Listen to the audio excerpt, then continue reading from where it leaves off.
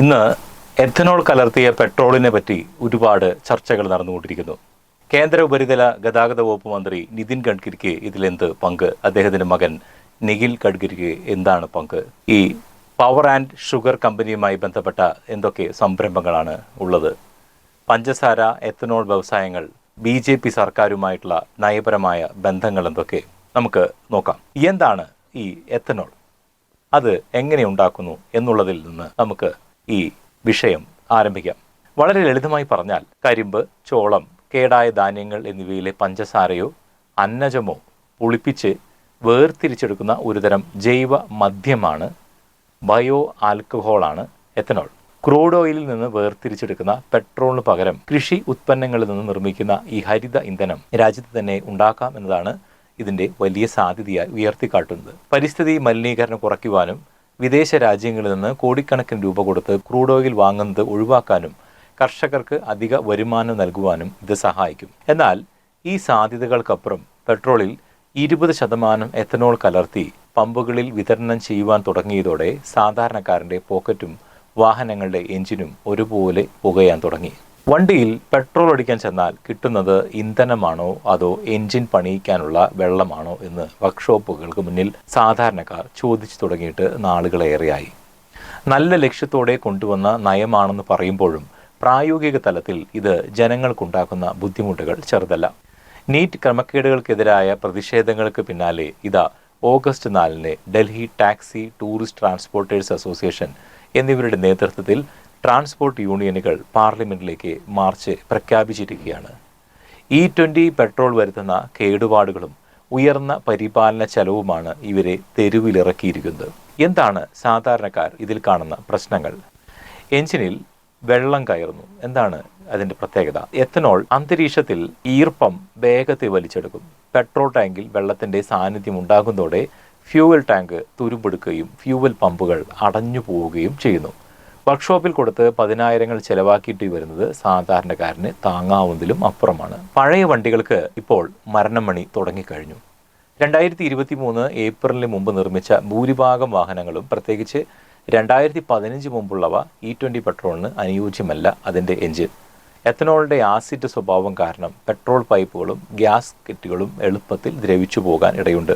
കൂടാതെ മൈലേജ് കുറയുന്നു. എന്നാൽ ഈ E20 പെട്രോൾ അടിക്കുമ്പോൾ അതിൻ്റെ വിലയ്ക്ക് വ്യത്യാസമില്ല. വാഹനങ്ങളുടെ മൈലേജിൽ 6% മുതൽ 10% വരെ കുറവ് അനുഭവപ്പെടുന്നതായി ഉപയോഗിക്കുന്ന ആളുകളും നാം ഓരോരുത്തരും മനസ്സിലാക്കേണ്ട ഒരു കാര്യമാണ്. ഉൽപാദന ചെലവ് കുറഞ്ഞ എഥനോൾ ചേർക്കുമ്പോഴും പെട്രോളിന് വില കുറച്ച് നൽകാൻ തയ്യാറാകുന്നില്ല എന്നുള്ളതാണ് ഇതിൻ്റെ വിരോധാഭാസം.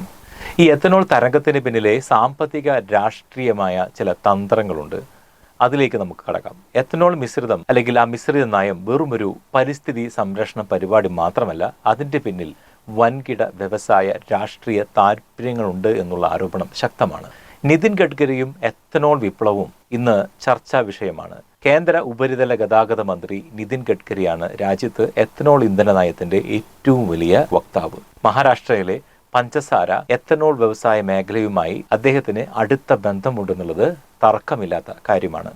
അദ്ദേഹത്തിന്റെ കുടുംബമായി ബന്ധപ്പെട്ട പൂർത്തി ഗ്രൂപ്പ്, ഇപ്പോൾ പേര് മാറിയിട്ടുണ്ട് മാനസ് ഗ്രൂപ്പ് അടക്കമുള്ള സംരംഭങ്ങൾ എഥനോൾ ഉത്പാദന രംഗത്ത് സജീവമാണ്. മകൻ നിതിൻ ഗഡ്കരി ഉൾപ്പെടെയുള്ളവർ ഈ വ്യവസായ സംരംഭങ്ങളുടെ അമരത്തുണ്ട് എന്നുള്ളത് ഇന്ന് ഓരോ ഇന്ത്യക്കാരനും അറിയേണ്ട നഗ്ന സത്യവുമാണ്. കരിമ്പിൽ നിന്നും ധാന്യങ്ങളിൽ നിന്നും എഥനോൾ നിർമ്മിക്കുമ്പോൾ ലാഭം കൊയ്യുന്നത് വൻകിട പഞ്ചസാര മിൽ ഉടമകളും എഥനോൾ ഡിസ്റ്റിലറികളുമാണ്.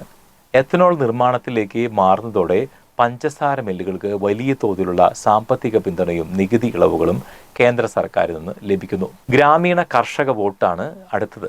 മഹാരാഷ്ട്ര, ഉത്തർപ്രദേശ് തുടങ്ങിയ സംസ്ഥാനങ്ങളിലെ ശക്തമായ പഞ്ചസാര ലോബിയെയും കരിമ്പിൻ കർഷകരെയും ഒപ്പം നിർത്തുവാൻ എഥനോൾ നയം BJPയെ സഹായിക്കുന്നുണ്ട്. ഒരു പരിധിവരെ കർഷക സമരത്തിന് ആശ്വാസമേകിയതും ഇതുതന്നെയാണ്. അതുപോലെ കോർപ്പറേറ്റ് ഫണ്ടിംഗ് എഥനോൾ ഉൽപാദനത്തിന് വലിയ തോതിൽ ലൈസൻസുകളും സബ്സിഡികളും നൽകുന്നതിലൂടെ ഇന്ധന ഡിസ്റ്റിലറി വ്യവസായികളിൽ നിന്ന് രാഷ്ട്രീയപരമായ പിന്തുണയും വലിയ തോതിലുള്ള സാമ്പത്തിക സമാഹരണവും ഉറപ്പാക്കുന്നു. എന്നാൽ ഈ ഹരിത നയം എന്ന പ്രതിച്ഛായ സർക്കാർ ഉണ്ടാക്കിയിട്ടുമുണ്ട്. അന്താരാഷ്ട്ര തലത്തിൽ പരിസ്ഥിതി സൗഹൃദ സർക്കാർ എന്ന പ്രതിച്ഛായ വളർത്തുമ്പോഴും ആഭ്യന്തരമായി വാഹനോടമകളുടെ സാമ്പത്തിക നഷ്ടമോ സാങ്കേതിക തകരാറുകളോ പരിഗണിക്കുന്നില്ലെന്ന വിമർശനം ധാരാളമായി ഇന്ത്യയുടെ നാനാഭാഗത്തുനിന്നും ഉയർന്നുമുണ്ട്. ഇപ്പോൾ 100% ശുദ്ധമായ പെട്രോൾ വാങ്ങാനുള്ള ഓരോ പൗരന്റെയും അവകാശത്തിനായി പോരാടുമെന്ന മുദ്രാവാക്യവുമായി സോഷ്യൽ മീഡിയയിൽ രൂപപ്പെട്ട E20 ജനതാ പാർട്ടി പോലുള്ള കൂട്ടായ്മകൾ ജനങ്ങൾക്കിടയിലെ അമർഷത്തിന്റെ തെളിവാണ്. തങ്ങളുടെ വാഹനത്തിൽ ഏത് തരത്തിലുള്ള ഇന്ധനം ഒഴിക്കണമെന്ന് തീരുമാനിക്കുവാനുള്ള സ്വാതന്ത്ര്യം ഉപഭോക്താവിന് ഉണ്ടായിരിക്കണം എന്നുള്ളതാണ് ഈ സമരത്തിന്റെ ഏറ്റവും പ്രേരക ശക്തി. ശുദ്ധമായ പെട്രോൾ ലഭ്യമാക്കുക, പഴയ വാഹനങ്ങൾക്കായി എത്തനോൾ കലർത്താത്ത പെട്രോളുകൾ പമ്പുകളിൽ ലഭ്യമാക്കുക എന്നുള്ളതാണ് പുതിയ സമരത്തിന്റെ മുദ്രാവാക്യം. സുതാര്യമായ ഒരു പഠനം ഇതിൽ ട്രാൻസ്പോർട്ട് യൂണിയനുകൾ ആവശ്യപ്പെടുന്നത് പോലെ വാഹന ഉടമകളെയും വിദഗ്ധരെയും ഉൾപ്പെടുത്തി E20 വരുത്തുന്ന തകരാറുകളെക്കുറിച്ചുള്ള പഠനം നടത്തി വിശദമായ റിപ്പോർട്ട് നൽകണം എന്നുള്ളതാണ് അടുത്തത്. അതുപോലെ തന്നെ എത്തനോൾ കർഷകർക്ക് കിട്ടുന്ന ഗുണം പോലെ തന്നെ സാധാരണക്കാർക്കും ലഭിക്കേണ്ടതല്ലേ? ഒന്നും ചിന്തിച്ചു നോക്കിയാൽ നമുക്ക് മനസ്സിലാവും. വില കുറയ്ക്കേണ്ടതാണ്. ആ വില കുറവിന് പകരം അതേ വിലയ്ക്ക് തന്നെ എത്തനോൾ മിശ്രിതമായ പെട്രോൾ കൊടുക്കുക എന്ന് പറയുമ്പോൾ അത് വിലക്കുറവ് സാധാരണക്കാരൻ്റെ കയ്യിൽ കിട്ടിക്കഴിഞ്ഞാൽ അവനൊരു സാമ്പത്തിക ആശ്വാസം ലഭിക്കേണ്ടതല്ലേ? വർക്ക്ഷോപ്പിൽ കൊടുക്കുന്ന പൈസയെങ്കിലും അവന് ലാഭിക്കാൻ പറ്റില്ലേ?